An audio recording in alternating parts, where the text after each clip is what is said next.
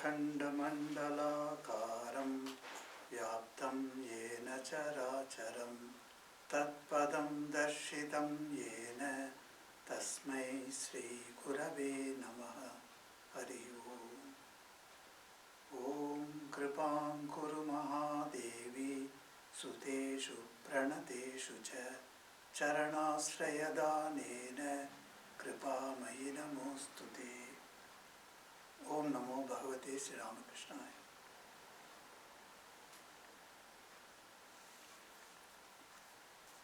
Readings from and reflections on the book Holy Mother Sri Sarada Devi. The book is authored by Swami Vimokshananda. Page 65.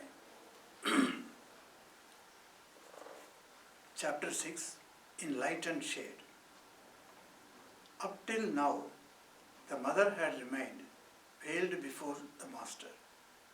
The Banaras woman one night took her to the master and in his presence removed her veil. The master, who was in an ecstatic mood, went on discoursing about divine things which kept them spellbound. It was dawn when he stopped and they took leave of him.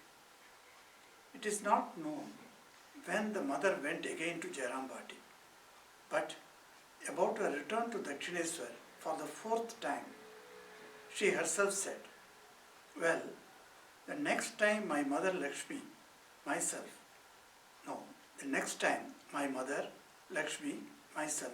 and some others went to Dakshineswar, I made a votive offering of my hair and nails at Tarakeshwar for recovery from my last ailment. As my brother Prasanna was with us, we first went to his rented house in Calcutta. It was perhaps in the month of March 1881. Next day, we all went to Dakshineshwar. No sooner were we there than Hriday, for some reason best known to him, said, "Why have they come? What have they got to do here?"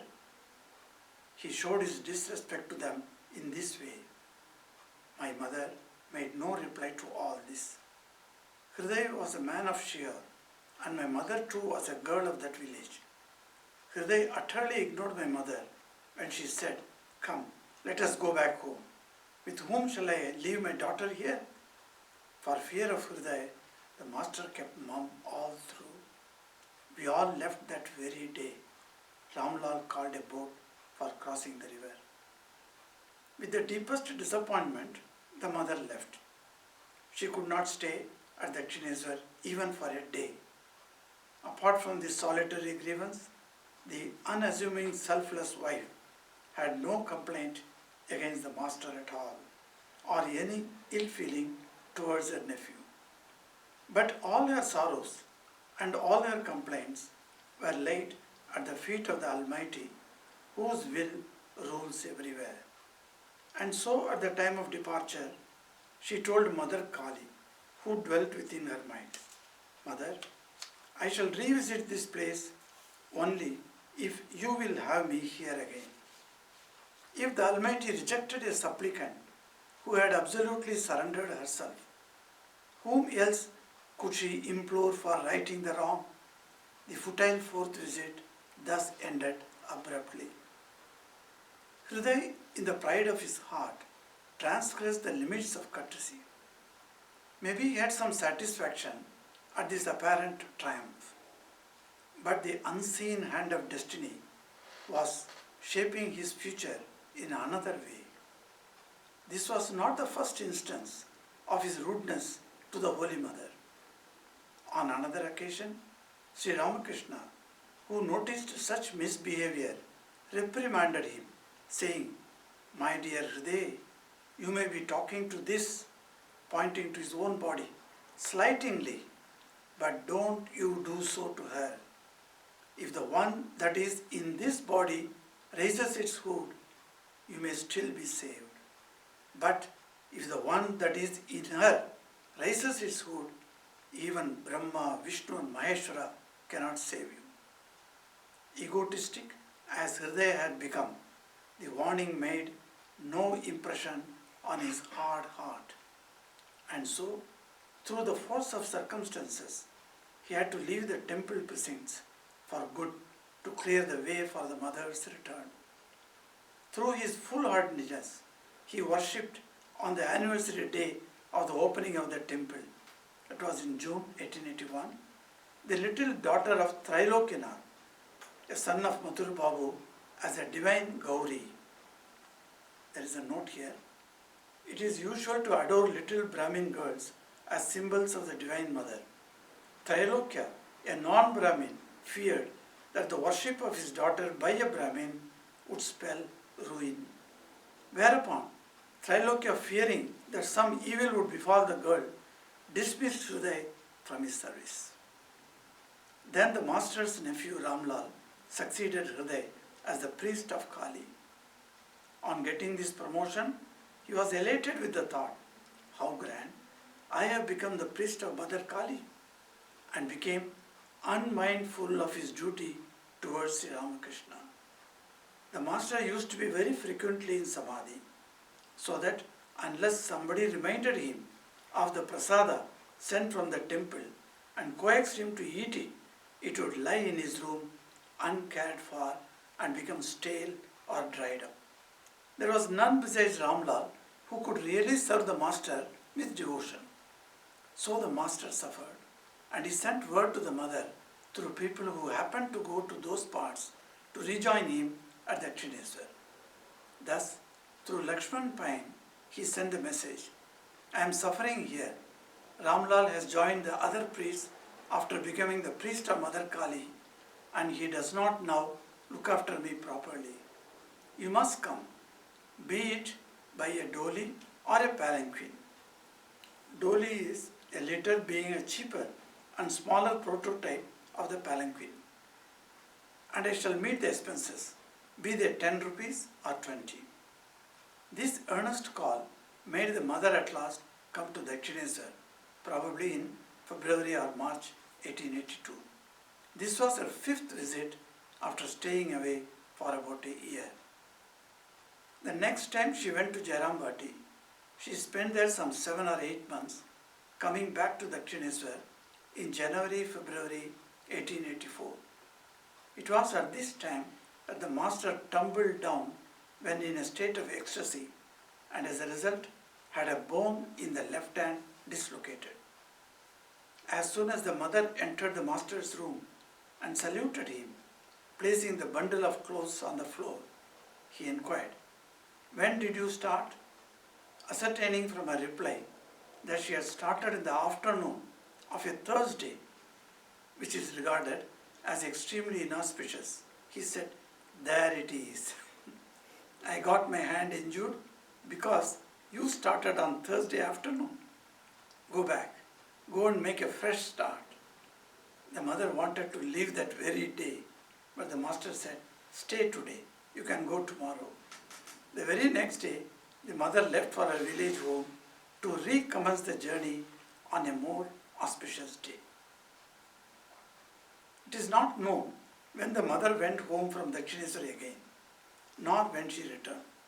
But it is a fact that she was at Kamarpukur at Ramlal's marriage in 1884 and returned to Dakshineswar in the beginning of the next year. From this time on, most probably, she did not visit Jairambati again during the master's lifetime.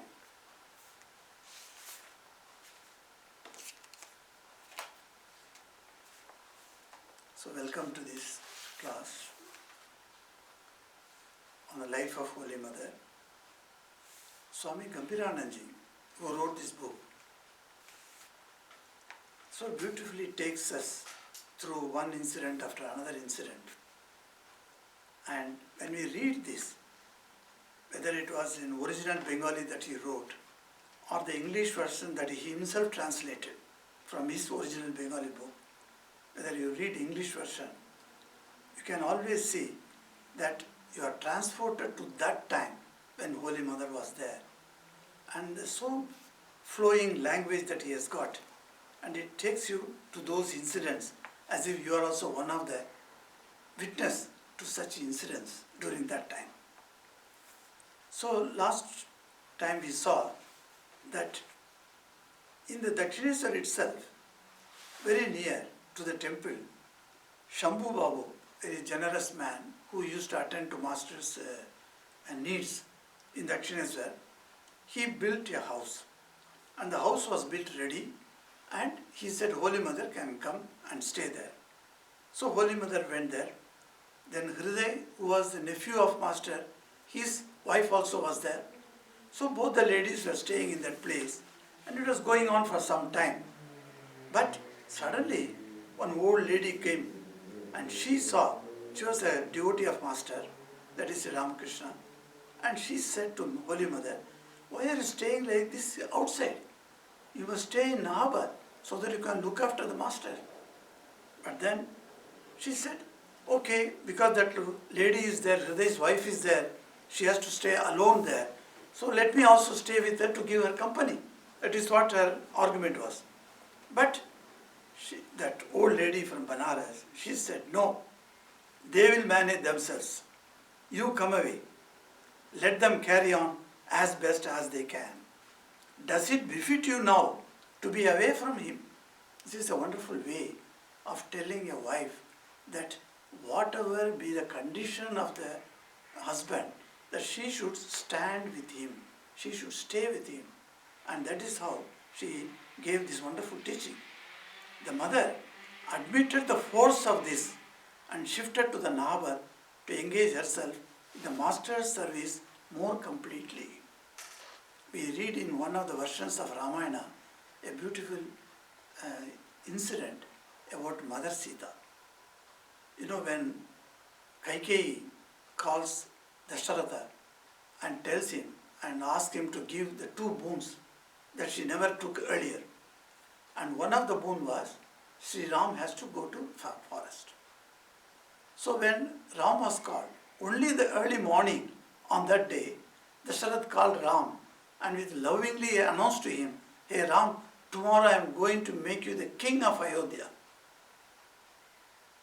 And the whole town was agog with that news, and everybody started decorating their homes. The whole town Ayodhya was getting decorated. And the evening, Ram was called to Kaikeyi's palace, where his father was lying on the sofa and unmindful of anything, as if he went into a coma. And Kaikeyi was there, completely disheveled. None of the ornaments she was wearing, all were put on the floor here and there, and she was sitting very sad. So when Ram went and met Kaikeyi, because he had such a great love for Kaikeyi, he said, Mother, why I was called here? What our father wanted to tell me, you tell. Even if you tell, I will obey you. Then Mother Kaikeyi says, look, your father is unable to talk now. He is immersed in suffering, of mental suffering, that he doesn't able to talk. So I will tell you what he wanted. He wants you to go tomorrow to forest. Now, this was heard by Ram. And tomorrow he was to become the king of Ayodhya, and on that day evening, he was instructed to go to forest. So he goes back to his palace and calls Sita and tells her, you see, father's wishes are to be respected by the son. If the son does not carry out the wishes of the father, who is going to take care of? So father's wishes are great importance for the son. So I am the eldest son, and my father wants me to go to forest, so tomorrow I am leaving. Then Sita looked at him and said, why are you telling me this? Because wherever you would go, I would be with you. You don't need to come and tell me this. You simply say, tomorrow get ready for forest.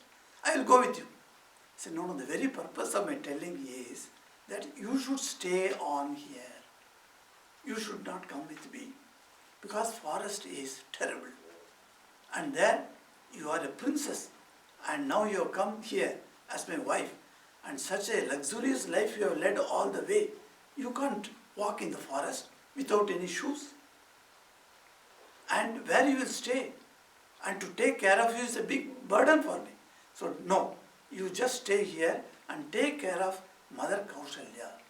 Because father is sick, Mother Kaushalya is also very feeling very bad. So you must help her.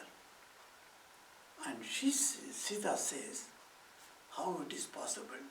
You say your father is sick, and you say that your mother must remain with the father to make all the arrangements to look after him. And you are telling me as the daughter-in-law to stay with your parents and serve them. If your mother must serve your father as his wife, is it not my duty as your wife to be with you and serve you, even in the forest? Whether it is a forest or it is a town, wherever you are, that place is Ayodhya for me. That's what. She stopped the mouth of Ram, and Ram could not say a word, anything. He said, okay, get ready. We both will go now. So that's how Sita says, it's a wonderful example that a wife should be with the husband wherever he goes. And that place is her place. In that way, this is one of the important traditional teaching for any married woman is given is that she should be in the place of her husband and be with him in all his endeavor. That's why when Sri Ramakrishna asked Holy Mother, why have you come here? To drag me down into the worldliness? She said, no, no, no. I have come to help you in your spiritual life. I will be your partner in your spiritual life. I shall never bring you down, she says. And she asks him, how do you look at me? Instead of telling, oh, you are my wife, I look at you as my wife. He could have said, he didn't say that. He said, the mother, divine mother, who is in the temple and in the Nahabat, who is my mother, who gave my birth to this body, and you, all three are same for me, he said. So, this is the first time we see in the hagiography or in the biographies of the great saints, the first time we see that a husband making his wife seated on a stool and worshipping her as a divine mother herself. This is something we have not heard earlier. And so, mother took the right decision. She said, yes, that old lady is telling, I must listen to her. So, she came away from that building and then she started staying in Nahabat to serve him. And another point comes out in this passage that how whenever she comes to Jairambati and particularly with her relatives, the Hriday started behaving very badly. You know, Hriday was a nephew of Master, but then that doesn't mean that he can take liberty in talking rudely to the people. And that too, whom he is serving so devotedly. Hriday, of course, served Master very devotedly. But because of the rudeness to Holy Mother, it became very problem for him to stay on there. And how the providence, started moving around Hridays, because every karma has got the effect. If you do a good karma, you get good benefits. If you do a bad karma, you get a bad effects. That's what happened to Hriday. So she explains that how it was so terrible. He asked them, why have they come? What have they got to do here? This is not the question you should ask. They have come to see their son-in-law and they wanted to put that daughter there along with son-in-law. And Hriday has such an audacity and he's asking. And then that mother, that is Holy Mother's mother, she is the mother-in-law of Sri Ramakrishna. She got so much upset. He showed his disrespect to them in this way. And Holy Mother says, my mother heard all these things, but never replied any single word. And then both of them, Hriday as also the mother, both of them belong to the same village Shiva. In spite of them belonging to the same village, Hriday behaved or misbehaved with that lady and that old lady. So Hriday utterly ignored my mother. Then what the mother has got? Do. She simply said, okay, let us go back home. But then, with whom I shall leave my daughter here? I can't leave my daughter here under the care of Hriday. Hriday is distrustful to my daughter. So I shall not leave. Come with me. And she took away the daughter also to her village. And we all left that very day. Ramlal called a boat for crossing the river. So that is how they came away. So the author says here that several times like that happened. Fourth visit was such a failure, such a calamity happened that the mother of the Holy Mother could not stand that. Now, in this situation, or is that type of situation anything strange in our lives? We see in our lives also we do get such experiences. How many times sometimes speaks to us very rudely? All the time, wherever you go, do the people humbly honor you? No. There are places where you are dishonored. There are places they make you realize that you are not wanted. There are places where they completely disregard you. You are not at all taken any cognizance of your existence. So it is happening in everyone's life. But what should we learn from mother's life? Why are we reading this book? We are reading this book so that we can take some lessons from that. See Holy Mother's reaction to this type of situation. What she did, she could have even boldly said to this nephew, "Hey, what are you talking like this?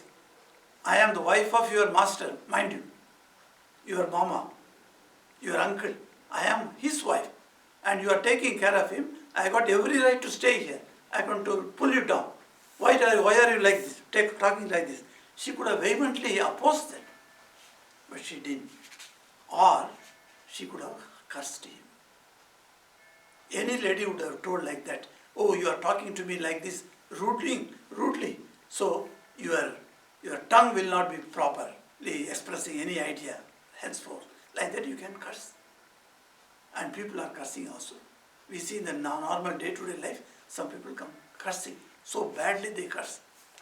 So, did she do any of this? No, she did not do. What she did, she said, the unassuming, selfless wife, that is Sri Sarada Devi, had no complaint against the master at all. Any other wife could have complained against the master because, "Hey, you are my husband and this fellow is rebuking us, dishonoring us, and you are seeing quietly. You are not talking anything." Like that she could have shouted at him. She didn't. She did not utter a single word to master or any ill feeling towards her nephew. That is also a point that we must understand. All her sorrows and all her complaints were laid at the feet of the Almighty, whose will rules everywhere. Even at that age of 16, Mother Sarada Devi understood there is an Almighty who is ruling this world over, and His will alone can happen, and everything moves in this world under His will. Nothing is happening. If anything bad thing comes to me, it is coming to me as I deserved it.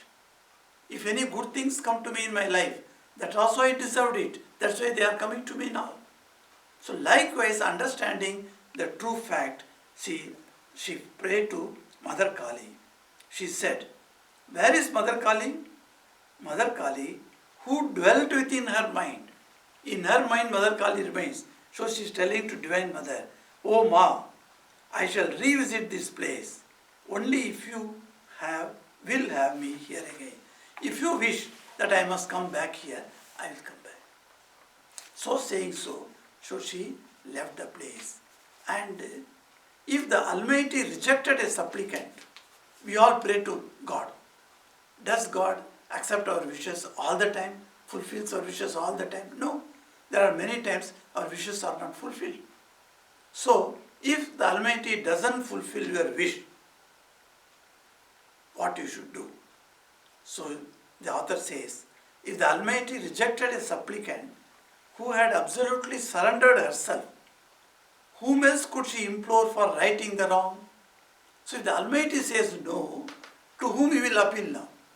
The Supreme Court has given the judgment. No High Court can do anything now. You can't go against that. Even if you are the great Prime Minister of a country, you must accept the Supreme Court judgment. So, the Supreme Court is the Almighty, and the Almighty has said and given the judgment, you can't go against that. Is there any way that you can go against that? There is no way. So, quietly accept that. Sri Ramakrishna gives a beautiful example in the Gospel.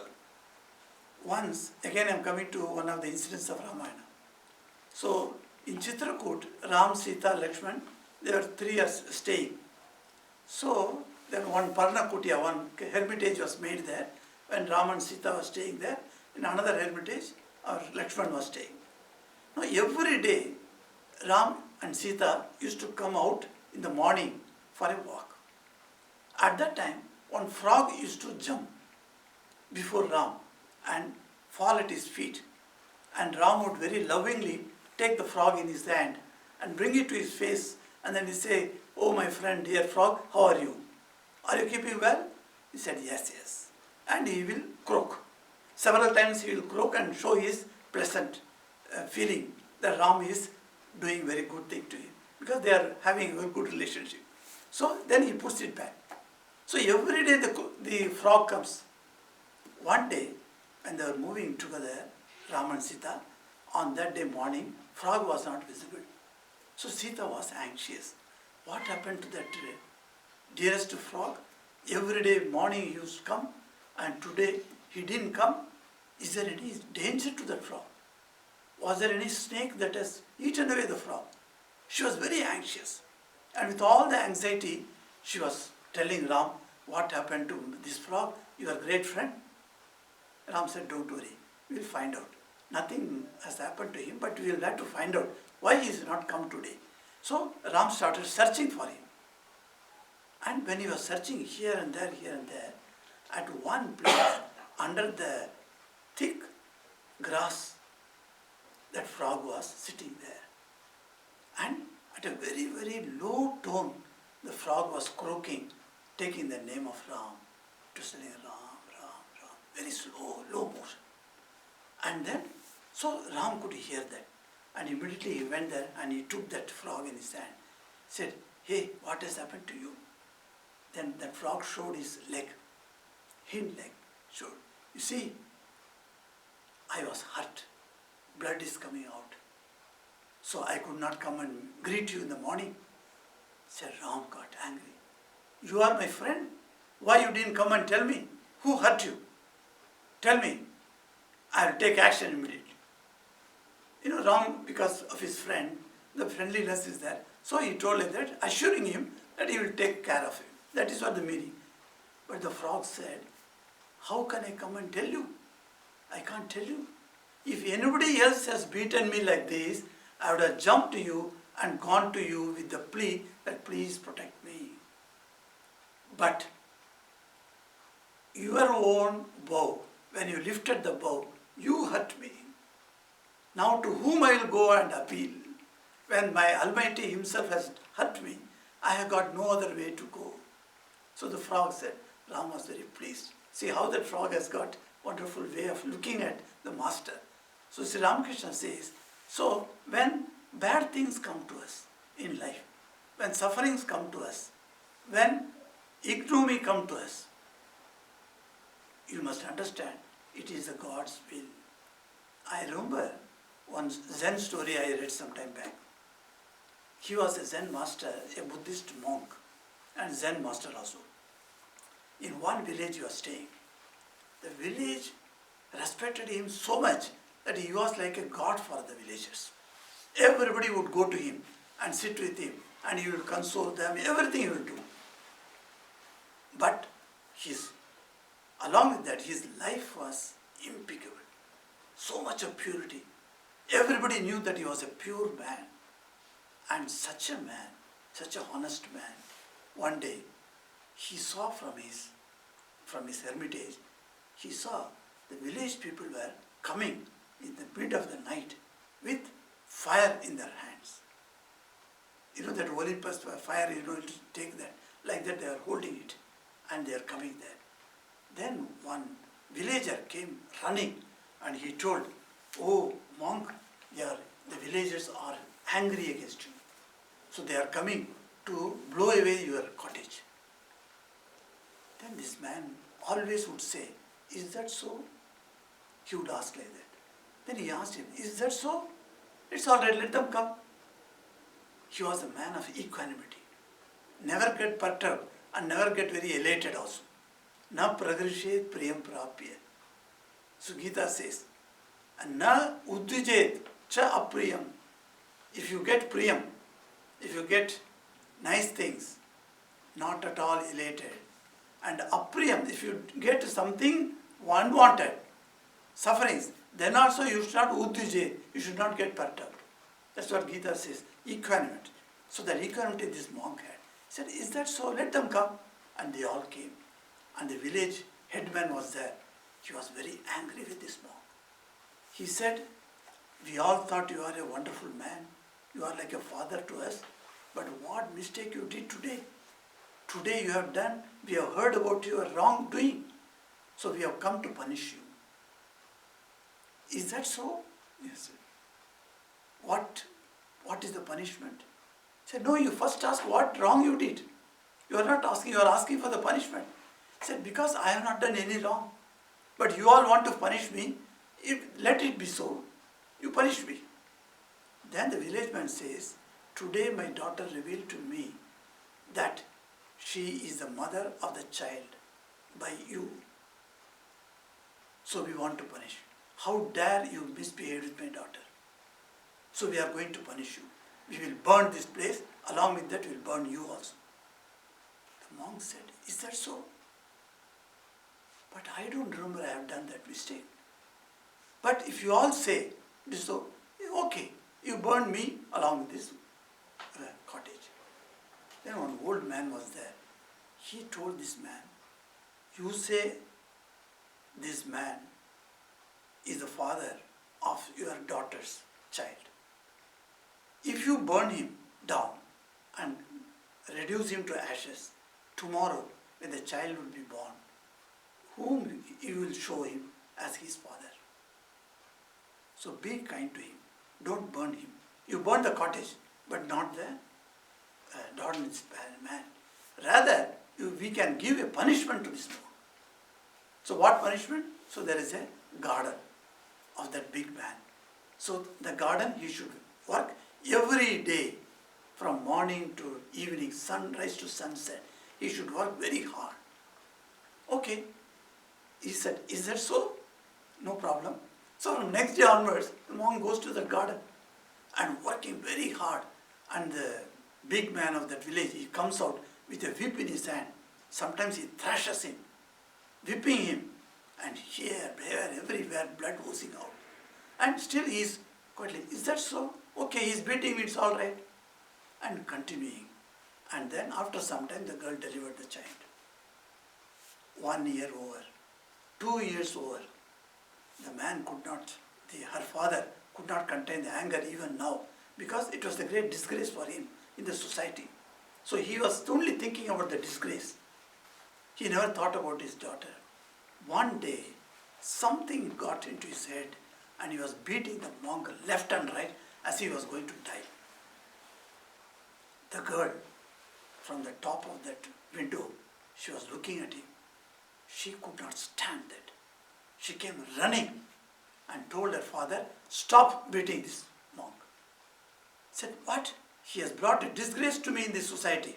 I want to kill this fellow. But just because he is the father of your son, I am leaving him. Then the girl said, Father, on that day I told a lie. He is not the father of my son. The father of my son is another man. The big man of the village got stumbled and said, what? What are you telling? So long I have been beating this monk and I have doing so much of inhumanities to him. And then today you are telling me this. Why you didn't tell on that day?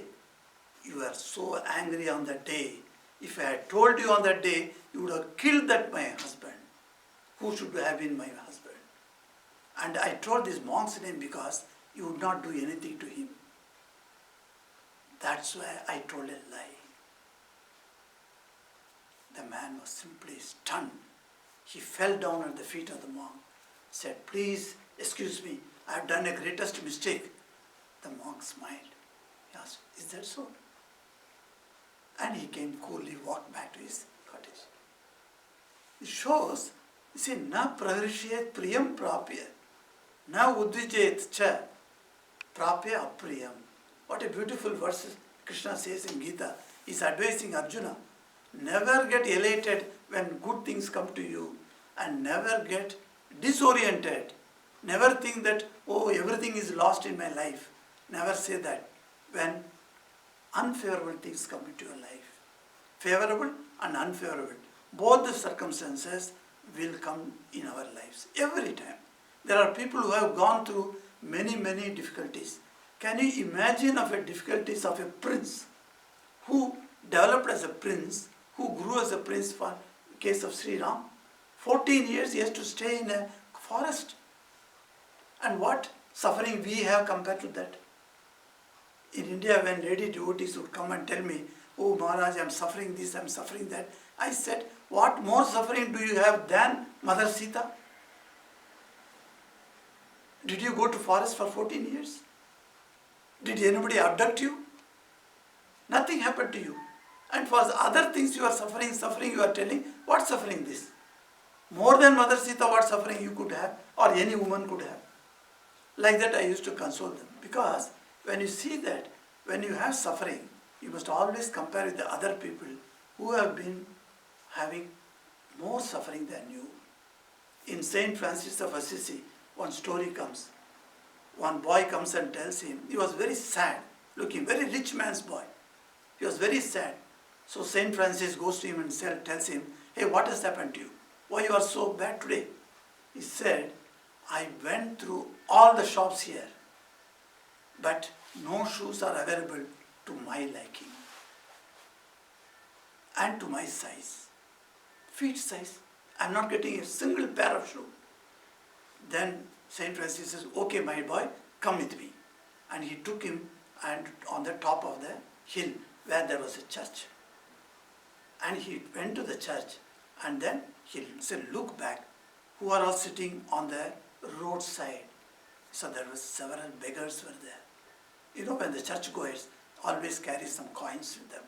So whether in India and outside also, in Western countries also, I have seen that there are some beggars who come and stand there. So the beggars, you have to give some coins. So he said, "Look at those people who are all there. They don't have even feet." This boy saw, rich man's boy. You say that you don't have shoes to wear, but these people don't have even feet. How bad they are suffering. Have you ever imagined that? And for not getting a shoe, you are so badly feeling. Nothing, get up, come with me. Like that he encouraged him to think positively. So we find that's what mother does here.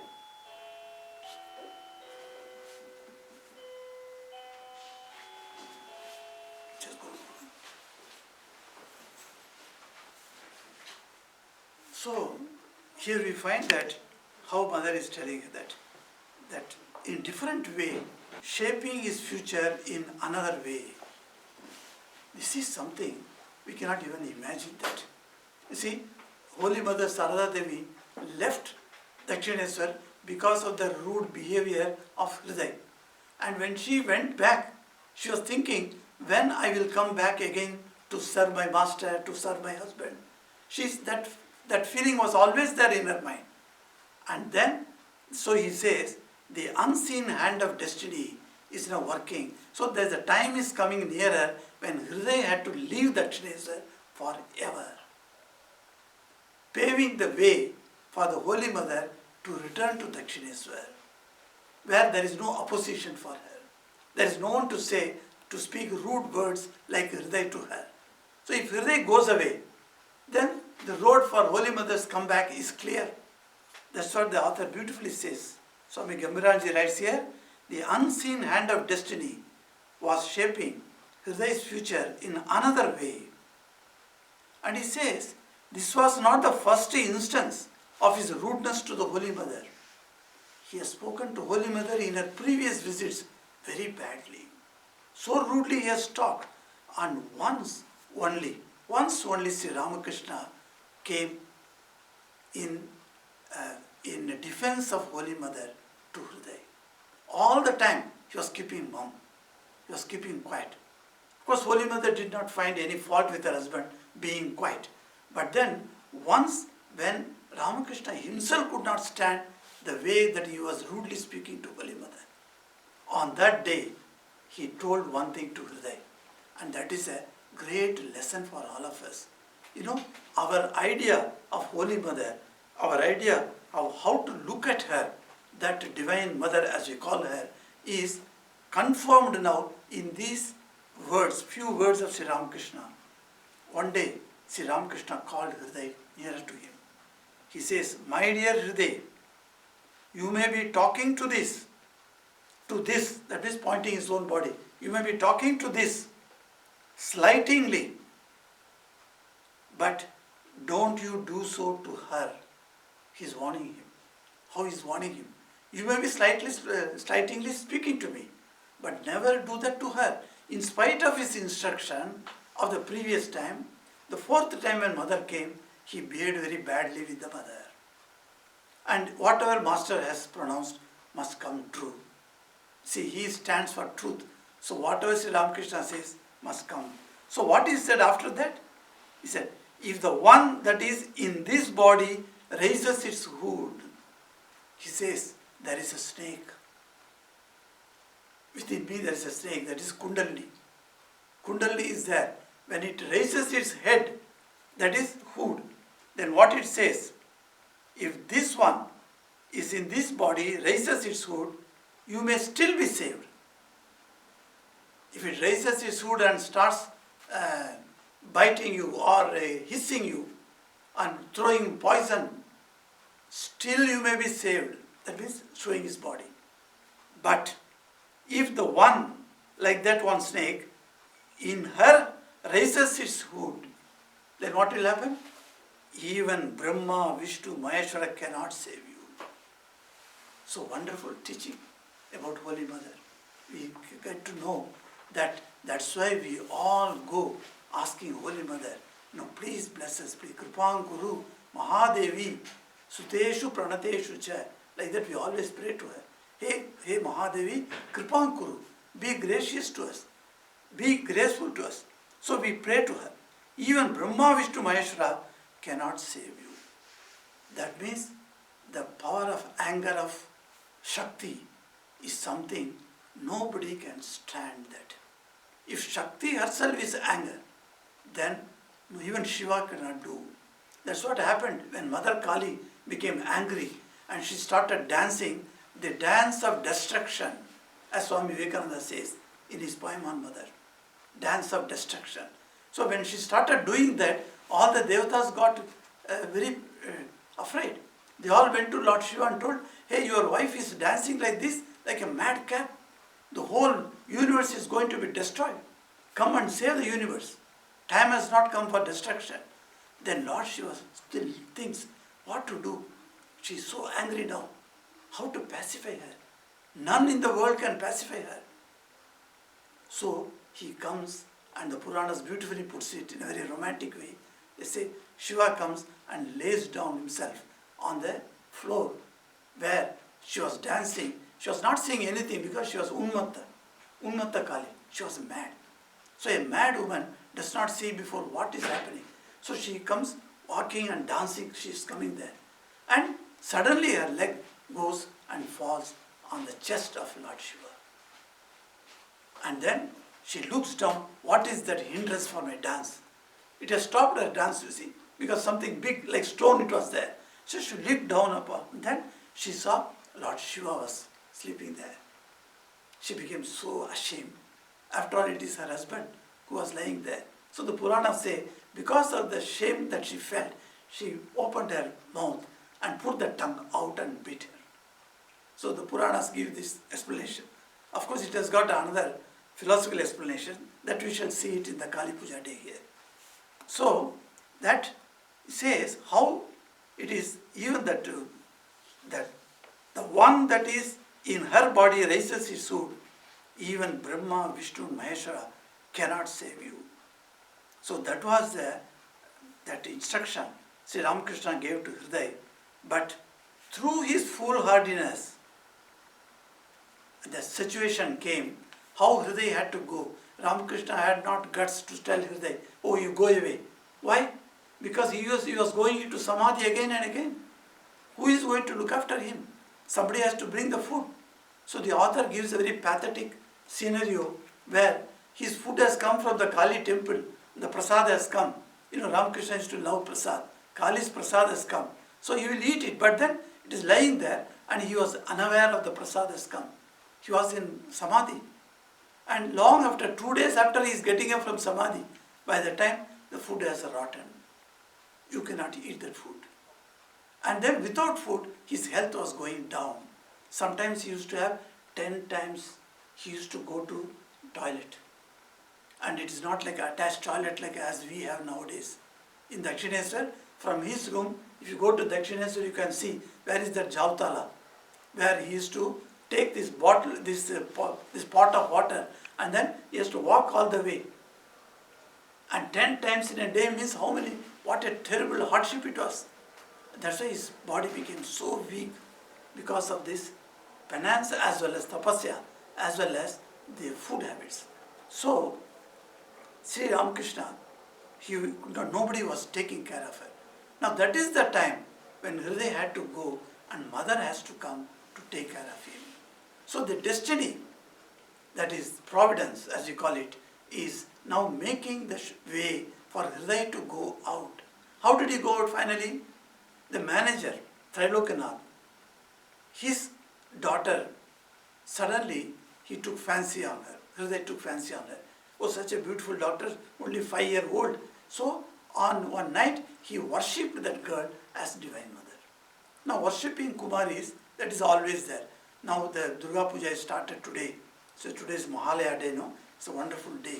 And the birthday of one of the direct disciples of Sri Ramakrishna, whose photo is here, Swami Akhandananji.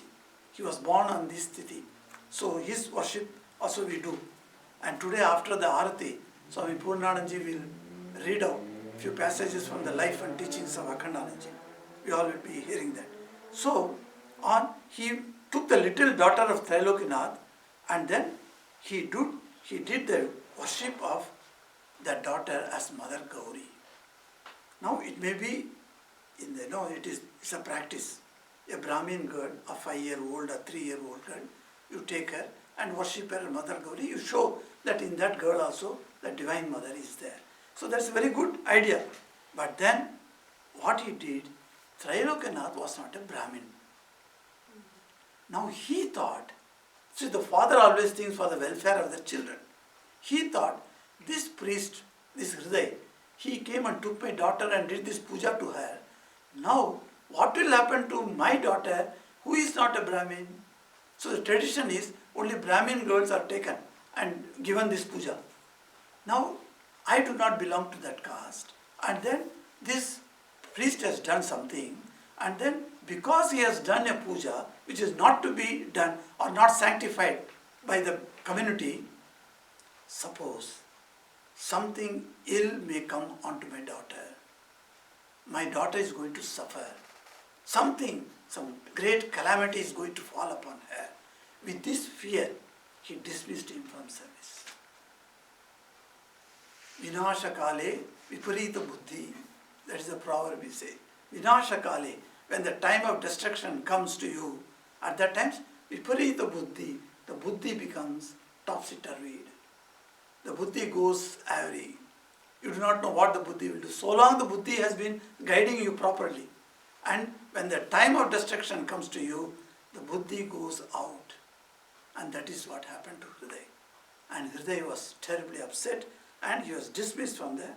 Now after his dismissal, who is going to take care of Sri Ramakrishna? So Sri Ramakrishna himself sent a word through somebody going to Jairambati, telling this to mother. What he gave a word, he said, I am suffering here. Okay, you are suffering there. Why should you suffer? If Hriday has been dismissed, there is a Ramlal. another nephew is there, he can take care of you, and he has been taking care of you all the time. When Hriday used to go to his hometown, who was taking care of you? Ramlal was taking care of you. But then Ramlal has joined the other priests, Sri Ramakrishna says, in a jovial way, because when Hriday was dismissed, somebody else has to come to that priest post. So Ramlal was promoted to that priest post. He was only assistant. When he became a priest, full-fledged priest, he joined the other priests to be with them. There is a merry-go-round happens at the time when you are promoted. And that's what happened to Ramlal. So Ramlal neglected Sri Ramakrishna. He was not coming and taking care of him. So Sri Ramakrishna says, Ramlal has joined the other priests after becoming the priest of Mother Kali, and he does not look after me properly now. He was doing it, okay, but now he does not look after me properly. You must come. Sri Ramakrishna is asking, Mother, you must come, be it by a dolly or a palanquin. If you can't walk all the way, because there was no bus or anything at that time. So that walking only she has to come. Take a dolly. Dolly is a litter, being a cheaper and smaller prototype of the palanquin. In palanquin, 4 people have to carry. Dolly is only one man. He puts it on his head and then takes you. So you sit on a chair and he lifts the chair and then he walks. So dolly you can see when you go to Amarnath, etc. You can see that when on the mountains they carry you. So that you come by dolly. Dolly is cheaper. But then costlier is palanquin. Says whether it is dolly or palanquin doesn't matter. I will make arrangement to make the expense, meet the expenses. Come, whether it is 10 rupees or 20 rupees. That means how much Sri Ramakrishna needed Holy Mother at that time to serve him. So when this earnest call made the mother at last come to Dakshineswar. This was her 5th visit after staying away for about a year. And then from this time on, she never visited Jairambati again till the master's demise. That is master's samadhi. So after master's samadhi only, she could go to Jairambati. So till that time, this was in 1882. Our master passed away and went into Nirvikalpa Samadhi in 1886. So 4 years, mother never went to her home back. So even these 2-3 instances we saw, how many things that we can learn from Holy Mother's life. So we shall continue again.